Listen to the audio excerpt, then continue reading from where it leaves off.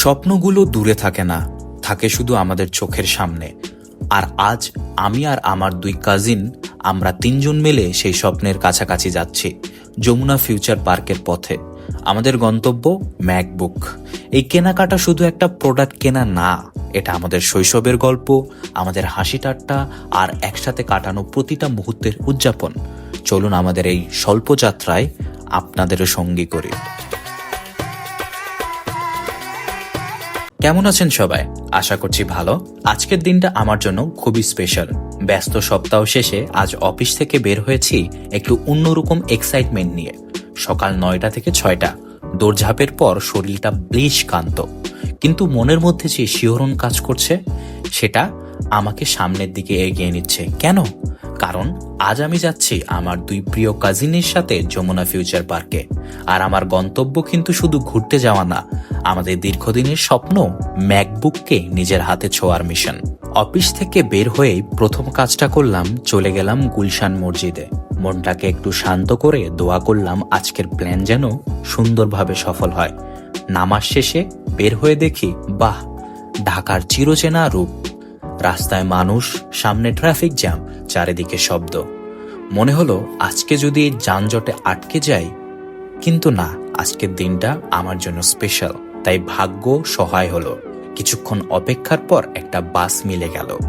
তো আর দেরি না করে বাসে চড়ে রওনা দিলাম যমুনা ফিউচার পার্কের উদ্দেশ্যে। বাস থেকে নেমেই চোখে পড়ল যমুনা ফিউচার পার্কের বিশাল চত্বর।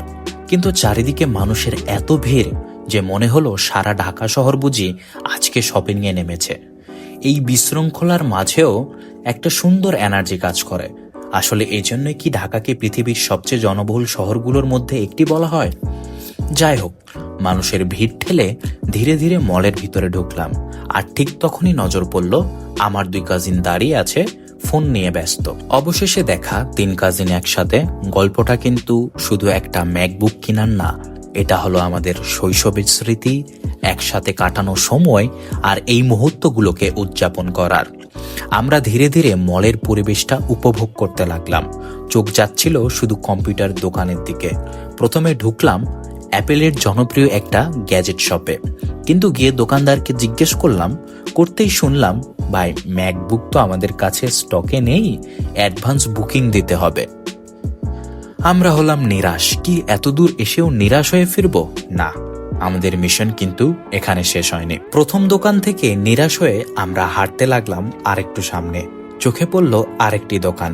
ভাবলাম একবার জিজ্ঞাসা করে দেখি। দোকানে ঢুকতেই মনে হলো এবার আশার আলো দেখছি। দোকানদার ভাই বলল, হ্যাঁ, প্রোডাক্ট আছে, বসেন। তখনই মনটা আনন্দে লাফিয়ে উঠল। আমরা বসে অপেক্ষা করতে থাকলাম। আর কয়েক মুহূর্ত অপেক্ষা, অবশেষে সেই ম্যাজিক্যাল মুহূর্ত। হাতে এলো আমাদের ড্রিম ম্যাকবুক। বক্স খুলে দেখলাম চকচক করছে, একদম নতুন, ফ্রেশ, আমাদের স্বপ্নের প্রোডাক্ট। এবার টাকা দেওয়ার পালা। পরিবারের কাছ থেকে পাওয়া আশীর্বাদ আর নিজের জমানো টাকা সব মিলিয়ে একটা বড় অঙ্কের পেমেন্ট। ব্যাগ থেকে টাকা বান্ডিল বের করলাম। দোকানদার ভাই অত্যন্ত মনোযোগ দিয়ে টাকা গুনতে লাগলো। এই টাকা গোনার শব্দ শুনে মনটা যেন আরেকটু দমে গেল। এর পরপর বিল হাতে পেলাম। কত টাকা হলো সবকিছু ক্লিয়ার। মনে হলো এই বিলটা শুধু কাগজ না, এটা আমাদের শ্রম আর স্বপ্নের একটা প্রমাণপত্র।